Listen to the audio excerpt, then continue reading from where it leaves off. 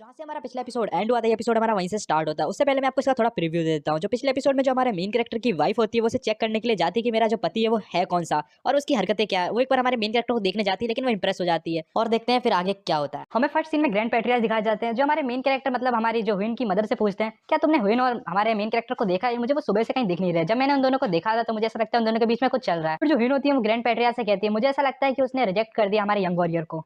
इतना सुनने के बाद जो ग्रैंड पैट्रियार्च जो पैट्रियार्च होते हैं वो दोनों के दोनों साइलेंट हो जाते हैं। वो कहते हैं कि अब उनके पास कहने के लिए कोई शब्द नहीं है। जो ग्रैंड पैट्रियार्च होते हैं वो कहते हैं ये बहुत बड़ी दिक्कत की बात है, क्योंकि दोनों अगर शादी नहीं करते हैं दोनों के बीच में बहुत ज्यादा गड़बड़ सा माहौल हो जाएगा, क्योंकि हम दोनों उनकी जबरदस्ती शादी करा रहे हैं, बिल्कुल अच्छा नहीं है। फिर जो हुइन की मदर होती है वो कहती है मेरे पास एक अच्छा आइडिया है, हम ऐसा करें तो कैसा रहेगा कि जो हम हुइन को है वो हमारे यंग वॉरियर के साथ ट्रेनिंग कराएं, जिससे दोनों के दोनों साथ में ट्रेनिंग करेंगे तो दोनों के बीच में क्लोज रिलेशनशिप बढ़ेगा, जिससे दोनों के बीच में प्यार होगा, जिससे दोनों की शादी हम करवा सकते हैं। फिर पैट्रियार्च कहते हैं हाँ ये कोई ज्यादा बुरा आइडिया नहीं है, ये एक अच्छा आइडिया है। जो ग्रैंड पैट्रियार्च होते हैं वो कहते हैं कि अगर मान लेते हैं कि जो हमारे सॉरी होंगे उसकी जो पावर लेवल है वो ज्यादा कमजोर हो, मतलब जो उसका एप्टीट्यूड है और वो बहुत ज्यादा कम पावर का हो, तो हम उसका पावर भी बढ़ा सकते हैं। उसकी मदद से हम एलिक्सर्स का यूज करके उसकी जो एनर्जी और जो इंटरनल एनर्जी उसको भी बढ़ा सकते हैं। फिर पैट्रियार्च कहते हैं कि ये पॉसिबल नहीं है, क्योंकि पिछले टाइम अपन ने ह्विन का भी ट्राई करने की कोशिश करी थी, लेकिन उसका भी एप्टीट्यूड में कोई अंतर नहीं देखा था मैं। ग्रैंड पैट्रियार्च कहते हैं कि तुमने सही कहा, कि मुझे लगता है कि इन चीजों पर बहस करने से कोई फायदा नहीं है। फिर पैट्रियार्च कहते हैं कि हाँ फादर। फिर हमें ह्विन दिखाई जाती है जो कि बाहर खड़ी होती है और उन सबकी बातें सुन रही होती है। लगता है वो कभी भी अंदर जा सकती है। फिर ह्विन अपने फादर से पूछती है क्या फादर मैं अंदर आ सकती हूँ? उसके फादर कहते हैं हाँ बेटा तुम आ सकते हो। फिर जो ह्विन की माँ होती है वो हमारी ह्विन से कहती है कि तुम इस समय पे क्यों आई हो? फिर जो पैट्रियार्च होते हैं वो ह्विन से कहते हैं कि कम इन, तुम अंदर आ सकती हो। फिर जो वो अंदर जाती है तो वो अंदर बहुत ज्यादा शॉक हो जाती है, क्योंकि उसने बिल्कुल भी एक्सपेक्ट नहीं करा था तीनों जने यहाँ पर एक साथ होंगे। वो तीनों जने बहुत ज्यादा कंफ्यूज हो जाते हैं किस बारे में बात कहना चाहते हैं। फिर जो ह्विन होती है वो अपने फादर मतलब पैट्रियार्च से कहती है कि फादर मुझे आपसे कुछ बात कहनी है। जो उसके फादर होते हैं वो कहते हैं क्या तुम्हें मुझसे कुछ बात कहनी है, लेकिन क्या? फिर जो ह्विन है वो थोड़ा अटक अटक के बोलने की कोशिश करती है कि मैं आपसे कुछ कहना चाहती हूँ, और फिर वो बोलने लग जाती है। फिर वो अचानक से कहती है कि फादर मैं तैयार हूँ, आपने जो कहा था मैं उस बात को मान लेती हूँ। और जो उसके फादर होते हैं वो कंफ्यूज होते हैं किस बारे में बात कर रही है।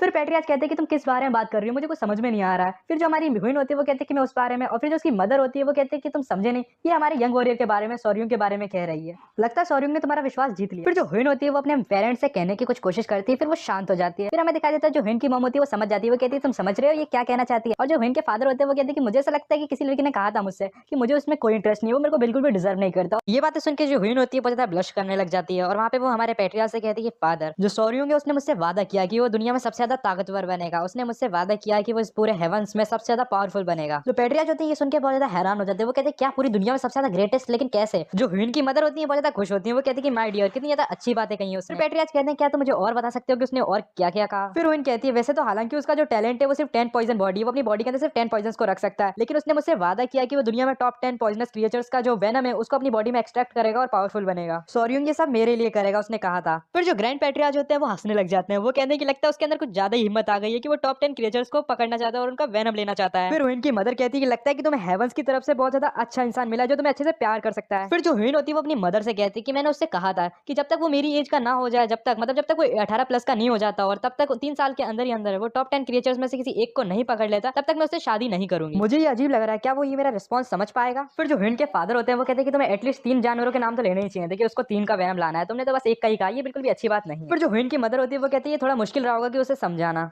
फिर ह्विन कहती है क्या मुझे वापस दोबारा जाके उससे पूरी तरीके से समझाना होगा कि मैंने उसके किस बारे में कहा था? फिर ह्विन की मदर कहती है कि नहीं इसको सीक्रेट रहने दो, उसको भी थोड़ा लगना चाहिए कि हमें थोड़ा टेंशन है कि हम उसे अप्रूव देंगे या नहीं, जिससे वो तुम्हें पाने के लिए और ज्यादा मेहनत करेगा। फिर ग्रैंड पैट्रियार्च कहते हैं कि हमें इस टाइम पे ऐसा एक्ट करना चाहिए जिससे हमें कुछ पता ही नहीं है, हमने वैसे उसको एक्सेप्ट कर लिया लेकिन उसे नहीं बताएंगे कि हमने उसे एक्सेप्ट कर लिया हमारे दामाद के रूप में, और जैसे जैसे टाइम बीतेगा वो वैसे वैसे हमारी फैमिली का एक हिस्सा बन जाएगा। फिर जो हमारा सीन है वो शिफ्ट होता है, फिर हमारे मेन कैरेक्टर रात के सपने का सीन दिखाया जाता है, जहाँ पे जो मदर सेंटीपीड होती है हमारे मेन कैरेक्टर से कहती है कि तुमने उसका दिल जीत लिया फाइनली। वहाँ पे जो मदर सेंटीपीड और उसके बच्चे होते हैं वो सबके सब बहुत ज्यादा खुश होते हैं इस चीज के लिए। फिर जो मदर सेंटीपीड होती है वो हमारे मेन कैरेक्टर से कहती है कि आज मेरा आखिरी दिन है, आज मैं तुमसे मिल ले रही हूँ लेकिन मैं फिर तुमसे नहीं मिल पाऊंगी, क्योंकि जो मेरी जो इंटरनल एनर्जी है वो ह्विन की बॉडी में चली जाएगी, जिससे मैं तुम्हें कभी नहीं मिल पाऊंगी और मैं आफ्टर लाइफ में चली जाऊंगी। मदर सेंटीपीड हमारे मेन कैरेक्टर से कहती है ऐसी कोई चीज जो मैं आपके लिए कर सकूं तो आप मुझे बता सकते हैं, अगर वो पॉसिबल हुई तो मैं पक्का पूरी कोशिश करूंगी उस चीज को करने के लिए। फिर हमारा मेन कैरेक्टर कहता है कि इसका यही मतलब है ना कि मैं तुमसे कोई भी एक चीज करने के लिए कह सकता हूँ और उसको तुम पूरा करने की पूरी कोशिश करोगी। फिर हमारा मेन कैरेक्टर कहता है कि हाँ मेरे पास एक चीज है, मुझे जो चीज देखनी है, मुझे तुम्हारी बॉडी देखनी है। हमारा मेन कैरेक्टर जैसे ही ये बात कहता है मदर सेंटीपीड शॉक हो जाती है, वो कहती है कि उसने बिल्कुल भी नहीं सोचा था कि जो उसके बेनिफिक्टर है वो ऐसा भी कुछ कह सकते हैं। फिर जो मदर सेंटीपीड होती है वो कहती है कि मैं कैसे भूल गई थी कि जो हमारे बेनिफिक्टर हैं वो एक मर्द हैं। फिर मदर सेंटीपीड कहती है कि मैं समझ गई आप क्या कहना चाहते हैं बेनिफिक्टर।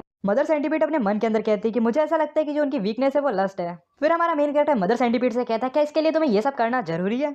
मदर सेंटीपीड ब्लश कर रही होती है, वो सोच रही होती है ये क्या कहना चाहते हैं, इनके कहने का मतलब क्या। फिर हमारा मेन कैरेक्टर कहता है कि मैंने आपको ये सब करने के लिए नहीं कहा था। फिर हमें दिखाया जाता है वहाँ पे जो ईना मीना टीका होती है वो तीनों ने अपनी आंखें बंद कर ली होती हैं। हमारे मेन कैरेक्टर के तीनों बच्चे बहुत ज्यादा समझदार होते हैं। फिर हमारा मेन कैरेक्टर कहता है कि मेरे कहने का ये मतलब था कि मेरे को आपकी अपीयरेंस देखनी है, जब आप ब्लू सेंटीपीड थी तो आप कैसी दिखती थी। और फिर जो हमारी मदर है वो भी समझ जाती है कि ये क्या कहना चाहते हैं और वो बहुत ज्यादा गलत समझ रही होती है इतनी देर से, और वो बहुत ज्यादा एम्बैरेसिंग फील कर रही होती है अपने आप को कि मैंने क्या ही सोच लिया। फिर हमें दिखाया जाता है वहाँ पे एक धमाका होता है और वहाँ पे जो हमारी मदर सेंटीपीड होती है वो रियल में चेंज हो गई होती है अपनी रियल फॉर्म में, और वो बहुत ज्यादा डेंजरस लग रही होती है, जो हमने पहले फर्स्ट एपिसोड में देखा था। लेकिन अगर आपने फर्स्ट एपिसोड देखा होगा तब मदर सेंटीपीड कहती है लगता है कि बेनिफैक्टर मुझसे यही चाहते थे। हमारा मेन कैरेक्टर उस बड़े सेंटीपीड को अपनी आंखों से देख रहा होता है और वो बहुत ज्यादा खुश हो गया होता है क्योंकि उसने आज तक अपनी जिंदगी में इतना बड़ा सेंटीपीड नहीं देखा होता। वो कहते हैं कि जितना मैंने इसके बारे में सुना था उससे भी ज्यादा बड़ा। उससे कहता है कि मैं इसको छू के चेक कर सकता हूँ कितना ज्यादा वाटर प्रूफ जैसा लग रहा है, एकदम अमेजिंग। और लेकिन उसके कहने से पहले वो छू रहा होता है उस चीज को, और हमें दिखा जाता है हमारा मेन कैरेक्टर उससे कहता है कि क्या तुम्हारी जो फ्रंट लेग्स है वो कहाँ है जिससे तुम चलती। फिर वो अपना इशारा करके बताती है, वो हिल रही होती है टांगे, और वो कहती है कि ये मेरी फ्रंट लेग्स है। फिर हमारा मेन कैरेक्टर कहता है कि तुम्हारी आंखें तो देखो, इसमें कितना ज्यादा पॉइजन लग रहा है, देखने में कितनी ज्यादा अमेजिंग लग रही है, और जो तुम्हारी पूंछ है वो कितनी ज्यादा अमेजिंग है। और वैसे कह के उसकी चीजें छू रहा होता है। वो कहता है कि मैं इसको टच करके देख सकता हूँ, और ये सुनने में बहुत ज्यादा अजीब लग रहा होता है। वो तीनों की तीनों बच्चियां ये सुन रही होती हैं, और वहाँ पे जो उसकी मदर होती है वो कहती है हाँ आप छू सकते हैं। और वहाँ पे जो तीनों बच्चियों में से आपको जो येलो कलर के कपड़े पहन रखे वो बच्ची आपको पता है कौन है? वो बच्ची हमारे मेन कैरेक्टर के सिर पे बैठने वाली सेंटीपीड है। मैं इसको अच्छे से पहचान गया हूँ। फिर हमारा मेन कैरेक्टर कहता है कि मुझे वो तुम्हारा डंक देखना है, और मुझे क्या मैं इसको छू सकता हूँ? वो कहती है ये थोड़ा डेंजरस हो सकता है, इसको मत छूना। और वो कहता है कि नहीं, तुमने कहा था कि मुझे मेरी रिक्वेस्ट तुम मानोगे, प्लीज मुझे छू लेने दो। वो कहती है चलो ठीक है। अब तो जो सेंटीपीड है उससे भी डाउट हो रहा होता है क्या मेरी बच्ची इसके साथ सही रहेंगी या सेफ रहेंगी। उसे बहुत टेंशन हो रही होती है इस बात को सोच के। फिर वो कहती है कोई नहीं, चिंता नहीं लेनी चाहिए। हमारा मेन कैरेक्टर दिखा जाता है जो उसको टच करने में ज्यादा मदहोश होता है, वो बहुत ज्यादा खुश हो रहा होता है, एकदम छोटे बच्चे की तरह बिहेव कर रहा होता है जिसको एक लॉलीपॉप पकड़ा दी गई होती है। फिर हमें अगले दिन का सीन दिखाया जाता है जहाँ पे जो पैट्रियार्च के सामने हमारा मेन कैरेक्टर बैठा होता है, और वो कहते हैं कि यंग वॉरियर, और फिर वो ये कहते हैं कि यंग मास्टर कहना चाहिए मुझे तुम्हें, क्योंकि अब तुम हमारी फैमिली के सन इन लॉ बनने वाले हो। फिर हमारा मेन कैरेक्टर कहता है लेकिन उसके लिए तो अभी 3 साल बाकी है ना। फिर पैट्रियार्च कहते हैं हमारी फैमिली ने तुम्हें एक्सेप्ट कर लिया हमारा सन इन लॉ के रूप में। फिर जो हमारे पैट्रियार्च की वाइफ होती है वो कहती है मेरे प्यारे सन इन लॉ, मैं तुम्हारी मदर इन लॉ, और ये तुम्हारे ग्रैंडपा कहते हैं कि तुम्हें इस बात की चिंता करने की कोई जरूरत नहीं, क्योंकि ह्विन ने हमें इजाजत दे दी है, तुम अब शादी कर सकते हो ह्विन से, तुम ह्विन से खुद ही क्यों नहीं पूछ लेते इस बारे में। फिर जो हमारा मेन कैरेक्टर है वो ह्विन की तरफ देखता है और वो कहता है उससे लेडी ह्विन, और जो ह्विन होती है वो ज्यादा शांत होती है, और हमारा मेन कैरेक्टर अपने मन में कहता है कि ये बहुत ज्यादा शांत है और इसने बिल्कुल भी बिना किसी डिस्कशन के मेरे से शादी करने के लिए राजी हो गई। ये बहुत ज्यादा ताज्जुब की बात लगती है मुझे।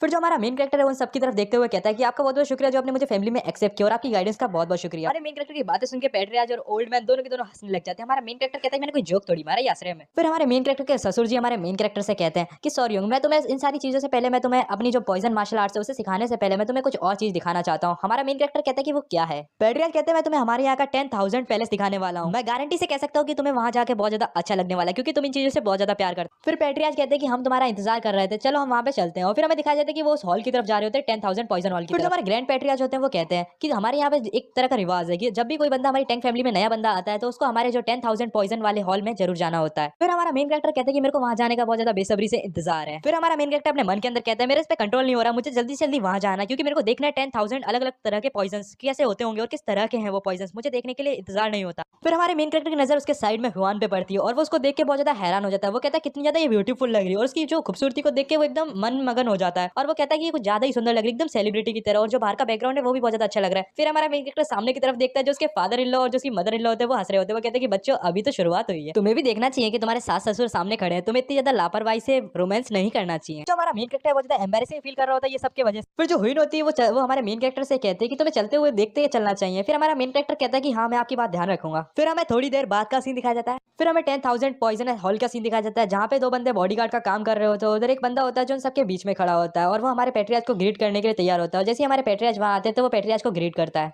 जो दोनों बंदे गार्ड होते हैं उनकी बहुत ज्यादा मस्कुलिन बॉडी होती है और देखने पे बहुत ज्यादा कूल लग रहे हैं। वहाँ पे जो बंदा होता है वो हमारे पैट्रियार्च को ग्रीट करता है। फिर जो बंदा है वो दोनों गार्ड से कहता है जल्दी से गेट खोलो, और जो दोनों गार्ड होते हैं मस्कुलर बॉडी बिल्डर वो गेट खोलने के लिए तैयार होते हैं और वो गेट पे अपनी पूरी की पूरी फोर्स लगा रहे होते हैं गेट को खोलने के लिए, और वो गेट को खोल देते हैं। इसमें उनकी बहुत ज्यादा ताकत लगी होती है, देख के पता चलता है। फिर जिस बंदे ने ऑर्डर दिया होता है गेट खोलने का वो कहता है कि बड़े दिनों बाद गेट खोल रहा है, और हमें दिखा जाता है हमारे तीनों के तीनों पिकाचू हमारे मेन कैरेक्टर के अंदर से निकल जाते हैं। वहाँ पे जो बंदा होता है वो कहता है कि अब आप इसके अंदर जा सकते हैं, और हमारे जो पैट्रियार्च है वो कहते हैं कि चलो हम यहाँ पे खड़े होकर देखने के लिए नहीं आए हैं, और वो सब अंदर की तरफ जाने लग जाते हैं। और वहाँ पे हमें दिखा जाता है जो बॉडी गार्ड होते हैं वो ज्यादा थक गए होते हैं क्योंकि गेट कुछ ज्यादा ही भारी होता है। फिर पैट्रियार्च कहते हैं ये जो गेट है वो बहुत ज्यादा भारी है, क्योंकि ये जो गेट है वो बहुत ज्यादा हाई क्वालिटी के वो आयरन से बना है, जो कि बहुत ज्यादा अलग ही लेवल की बात होती है, क्योंकि जो आयरन है वो हर जगह नहीं मिलता। तो वो सब अंदर की तरफ जाने लग जाते हैं। फिर हमें दिखा जाता है हमारा मेन कैरेक्टर अंदर का इशारा देके बहुत ज्यादा शॉक। फिर पैट्रियार्च हमारे मेन कैरेक्टर से कहते हैं हमारे लिए बहुत ज्यादा खजाने की तरह है, क्योंकि इसके अंदर हमारी फैमिली के बहुत ज्यादा पॉइजन रखे हुए हैं जो बहुत ज्यादा कीमती। फिर जो ग्रैंड पैट्रियार्च होते हैं वो कहते हैं कि इस हॉल को तुम एक तरह से ये समझ सकते हो इसके अंदर 10,000 पॉइजन है जो एक तरह से स्टोर किए गए हैं, इसके अंदर बचा के रखे गए हैं, और सावधानी से रहना, यहाँ किसी भी पॉइजन को बिना पूछे छूना मत। ये एपिसोड यहीं पर एंड हो जाता है। अगर आपको ये वीडियो अच्छी लगी हो तो वीडियो को लाइक शेयर एंड कमेंट कर देना। नेक्स्ट एपिसोड के लिए कमेंट कर देना जिससे मैं नेक्स्ट एपिसोड जल्दी ले आऊं।